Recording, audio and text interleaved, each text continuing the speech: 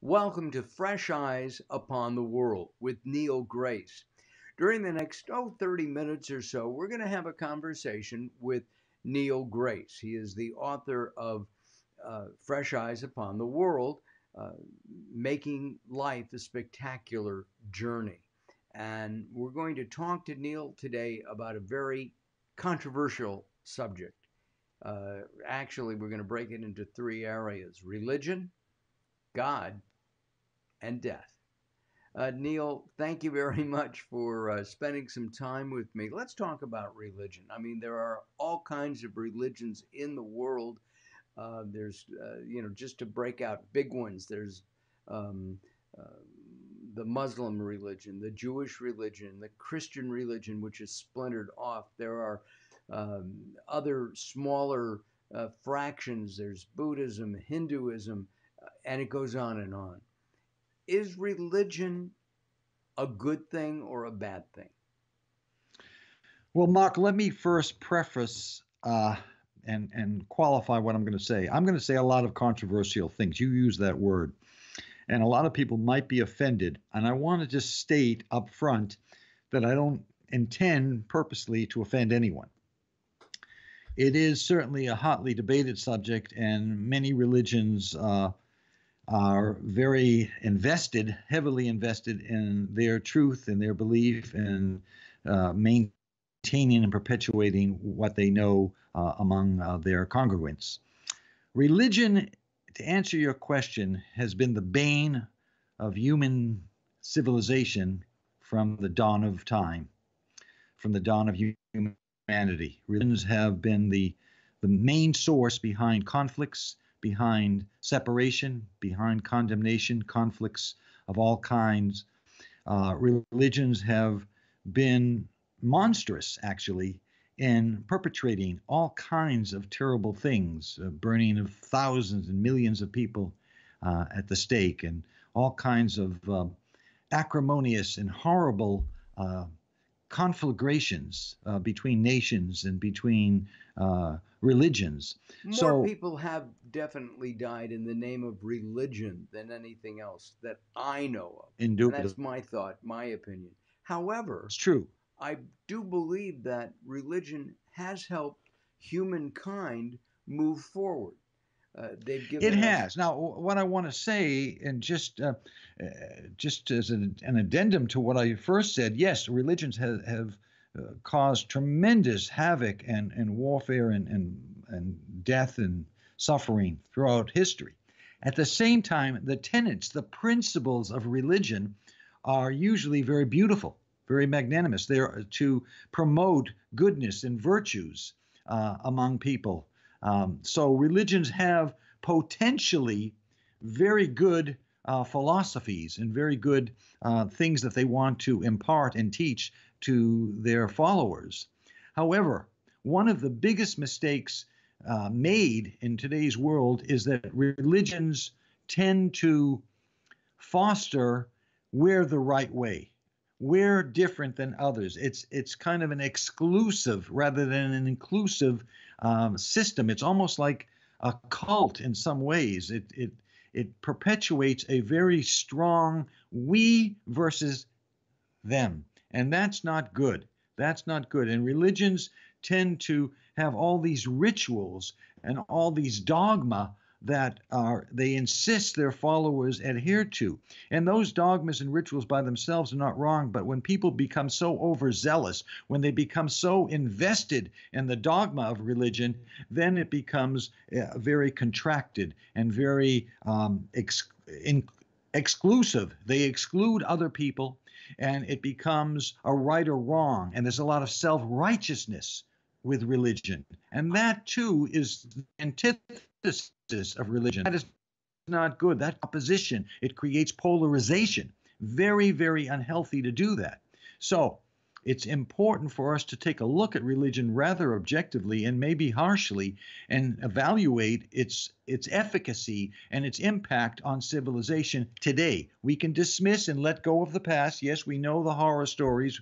We know the atrocities that religions have perpetrated. But now let's look at religion today. It's still causing tremendous rifts, tremendous chasms, tremendous separation and animosities among various tribes of religions. And your philosophy then would be unity.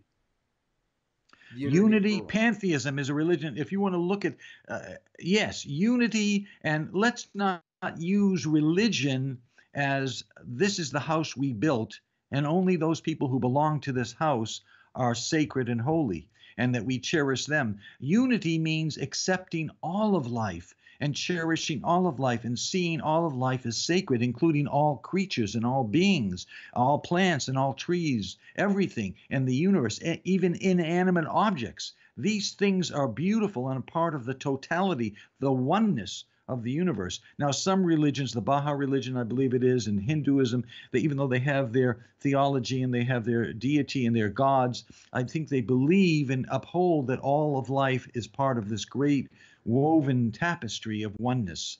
And I think that is vital. But so I many agree. religions. I need to interrupt here because No, absolutely. my thought has always been, why does that person say I'm right and you're wrong?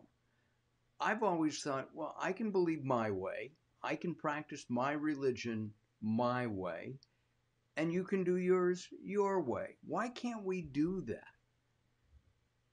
Why is Well, that? religions tend to discriminate. They discriminate. It's not even I can do my thing. I have the autonomy and the right to choose what I want to do as you do. I think religions need to say there is no difference. There is no difference among us all. However we want to practice certain rituals, that might have some differentiation to it, but there is no difference between whatever we have. We can't cloak ourselves or wear this cloak of delusion and separation. That cloak is I'm a Jew, I'm a Muslim, I'm a Protestant, I'm a Christian, I'm a Hindu. That becomes a very definitive, narrow perspective. It kind of creates a separation that says I am this way and everyone else and everything else is different. That is a fallacy. That's unhealthy. That is not a good consciousness to promote. The consciousness of including everyone, say, I love life. I am part. Now, this might sound very flowery, but it's very true if you look at it logically, from a logical vantage point. Life is about engendering itself in a beautiful, harmonious way. And we humans separate ourselves and create a kind of cult by choosing the religions and saying this religion is right and looking suspiciously at other religions. And that I have a story begins to. I have to interrupt. Go ahead. I have a story. I went to Sunday school and I had a teacher. I'm not going to mention his name. Actually, I will. Robert Kent. He had a big impact on me in Sunday school. Okay. And I went to a Jewish Sunday school. And he told us a story. He was a businessman and he was flying someplace. And the guy next door to him was, I don't know, big southerner of some kind and very religious and was trying to convince Mr. Kent that his religion was wrong. And Mr. Kent turned to him finally, after being polite, because he was a very polite guy. I can picture him in my mind, Neil. I haven't thought of him in 40 years. And he said to him, Sir, you have a right to believe the way you do, as I have a right to believe the way I do. The best religion in the world for me, he said, is Judaism. It may not be for you. It's not the best religion. It's just the way I believe. And if you believe in Christianity, that's fine. And the conversation was closed. So my question to you, Neil, is this. Why can't we do that? I thought Mr. Kent was right on. There are religions that say, look, we're good for us, but whatever you believe or don't believe is fine. The answer is simple because people become very invested and very committed and devoted to their religion, and they lose sight of the larger picture. They lose sight of the actual fundamental tenets of the religion that says love your neighbors, love all people. All religions are promoting that, advocating that. They become very ego driven and they become very self-centered. But not all, but Self-centeredness, not everybody who is. not everybody, but the people that do this, the people Yes, that violate the sanctity of religion, true religion is promoting the heart, is promoting love, is promoting kindness, compassion. True religion is not saying I am this way, I am a Sunni Muslim and everybody must follow that. That is not a religion. and That is a form of warfare. It's a form of conflict. It's promoting and intensifying the conflicts and the differences and dissimilarities that we all have. you So pick that is not good. you pick the Sumis, and they're probably the least um, offensive um, segments of the Muslim religion in terms that they believe that whatever they believe is great, and you can believe what you want. And there are, yet at the same time, in the polarization of America right now, it is religion. I mean, I'm going to hear, by the way, if you have any comments on this, send them to Neil, not to me. You're not smiling, Neil. Um, there's a polarization here in America, and I would bank that if you were to ask people, certain people, um, what kind of a country is America? Is America a religious country? One, because it says on our dollar bill, under God, and two, are we a specific kind of religious country, like an Arabic country, where or uh, some of the countries in Asia, in India, where the bulk of the people practice a certain religion. So I'm wondering if most people think of America as a Christian country because it was not. I think they do. I think they do. And also, the other thing I want to just segue into is that religions need to accept the diversity of who we are and how we express Absolutely. ourselves and how we manifest ourselves. Because religions get so fanatical, they become so entrenched and embedded in their own belief system and their own doctrines and dogma that they become very leery and very suspicious of someone on the outside, and they don't include them. They choose, they discriminate. I can open my heart to these people because they belong to my Right. tribe. I can not open my heart to these people because I'm not sure that I can trust them. There's an element of distrust that is just been proliferated across the whole globe. I think America and its great diversity and with religion is going to have to make a major shift in its consciousness and say that religions are underneath what needs to be expressed as the greater uh, expression of who we are, and that is kindness, consideration, compassion, But the understanding, empathy. all religions say that that's what they do. They don't all do it. They don't practice They that. don't They don't practice it. practice it because Some of them do. beyond Some that, they get caught up, as I said, in their dogma. They get caught up in this is me. It's me versus them. right. It's us against the world, and we have to make sure we solidify our position because religions also promote a tremendous insecurity. Why do religions become so dogmatic is because they're insecure that they're threatened that the other religion is going to take away something that we have. So it becomes very convoluted. It's kind of a psychological warfare that religions promote and create, even though they don't intend to. The intention, the mission of religion is to promote love and beauty and kindness for all life, for the most part, even Right. though things get very But twisted and convoluted. exactly. And we should point out something that, as a history buff, I'm sure you know, our founding fathers here in America were not necessarily Christian. They were deists. And that segues into our next topic. Deist, by the way, I think the definition would be a belief in God, not necessarily in an organized religion. Would you agree with that? Yes, and I think you hit a key point saying organized. An organization, it's almost like a gigantic business. Religions become a gigantic business, and they cloak it with all these beautiful churches and temples and mosques. But it's important to really differentiate between sacredness and religion. Interesting. Sacredness is loving life and cherishing existence and paying homage to all things. Religions, this is a business. It requires tithing, it requires contribution, it Well, requires that there's you a be building. like You this. have a building. You've got to pay a clergy person. You've got electricity.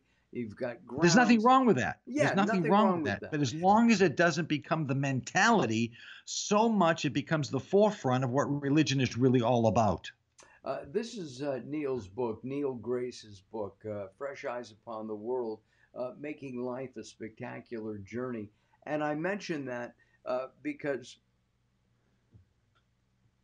the tenets of this book,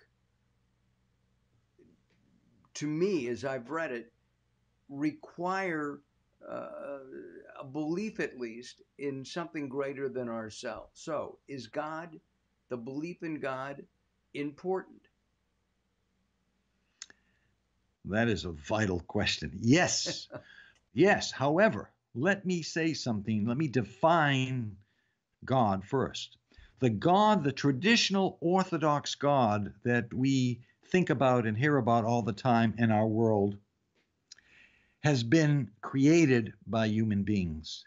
They have assigned the origins, the authors of the Bible, and all these things, all the stories that were told that are meant to be literal, that are pretty phantasmagorical. These people that designed the concept of God assign human characteristics to God.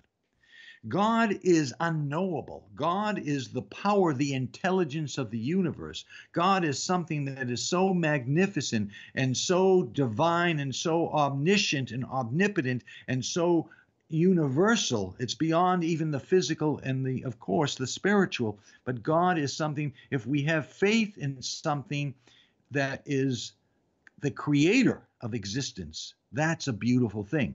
Now, a lot of people go into kind of metaphysical and kind of new age realms and say, well, God, if I do this, God's going to come to my rescue. God does this, God is for my good. Those things are projections of our own desires, our own individual needs. We don't know how God operates or how God functions. We know the universe is this miraculous uh, conundrum of incredible things happening all the time.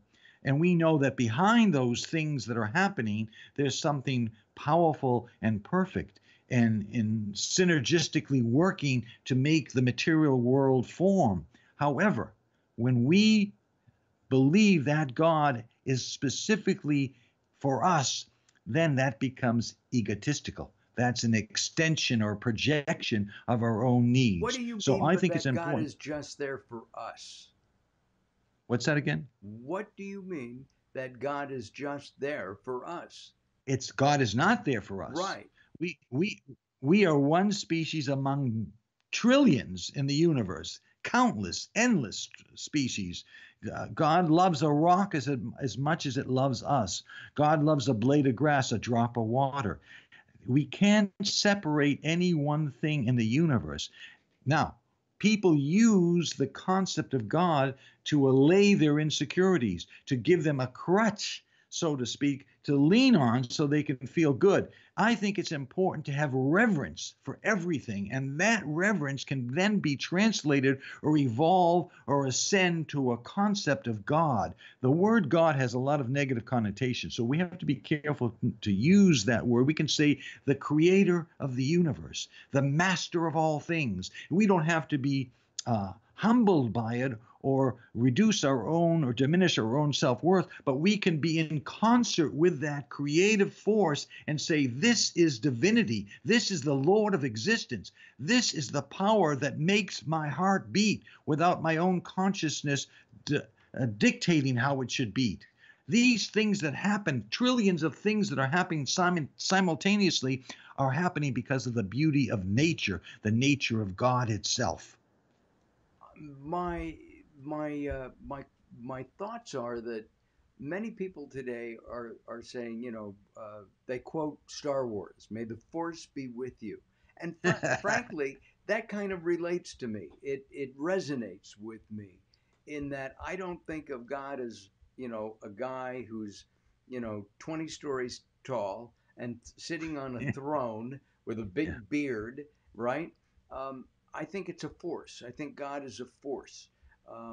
Whether or not God has An created energy, a power. an energy, a power, and that we as humans can tap into this power. This, Yes. right? That's what You, intuition is. That's right? what I mean. There's something so much beyond the things that we can define and measure. So many things that are just absolutely incredible. And that God, or that energy, is omnipresent. It's all around us. It's within us. It permeates everything.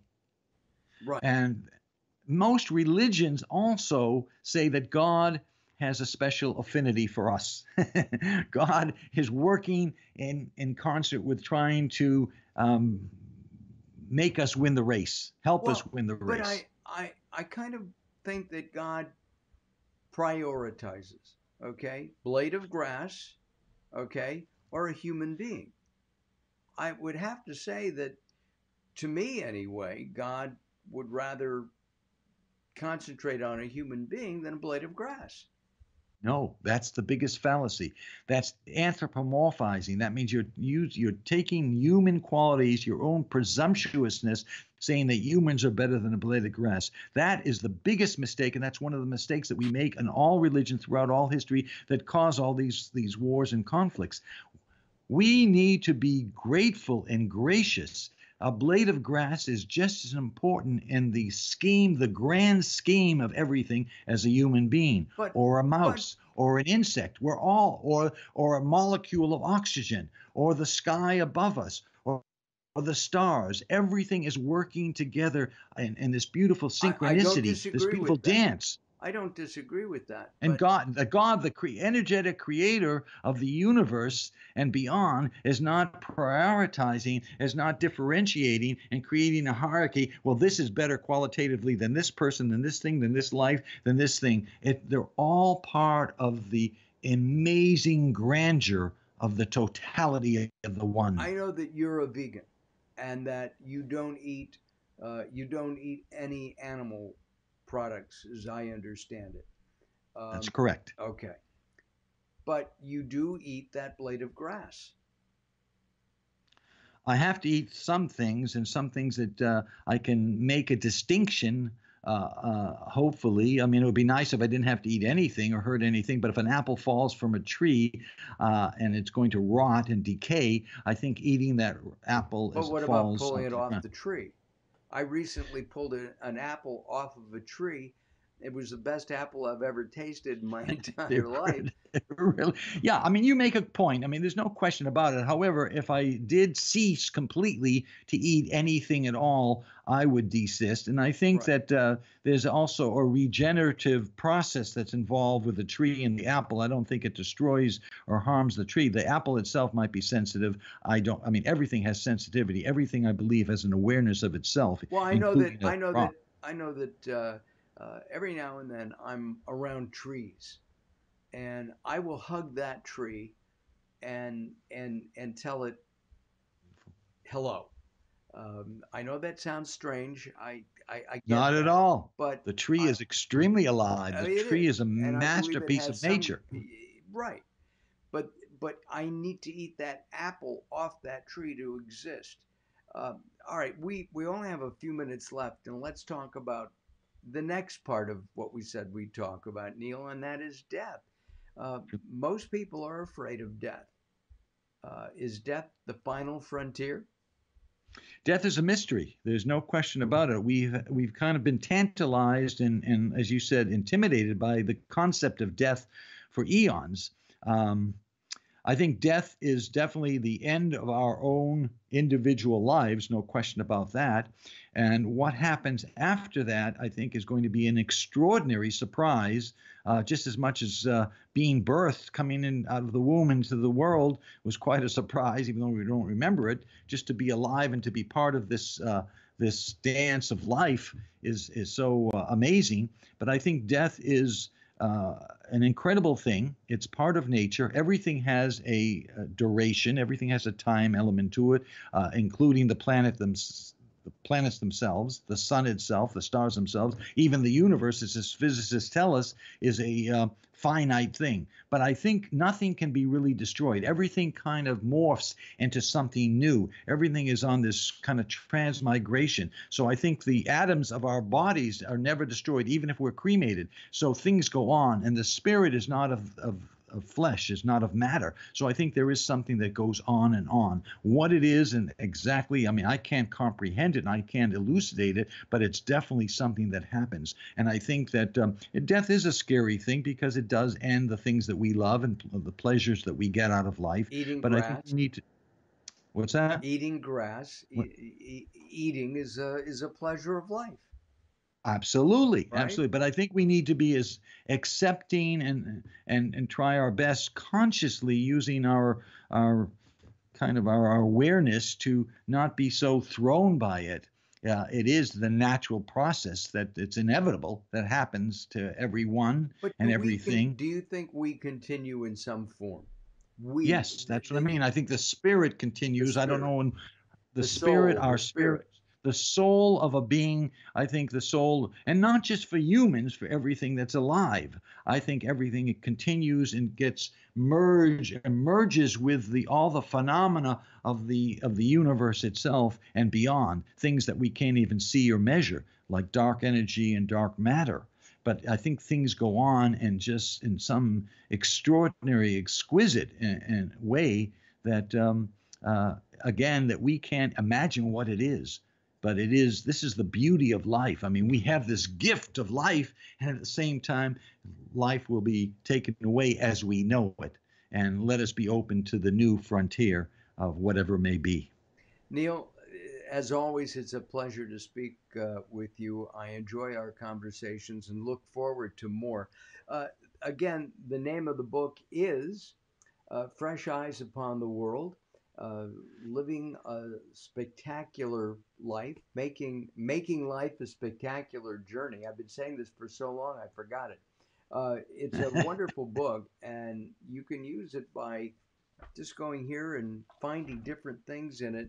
You know, are there such things as of wealth and poverty among humans? I mean, different topics coming from what who has been called a prophet for the 21st century, Neil Grace.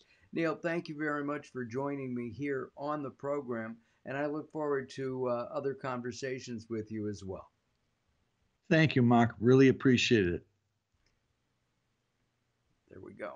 Okay, I'm going to do that. I'm going to end recording.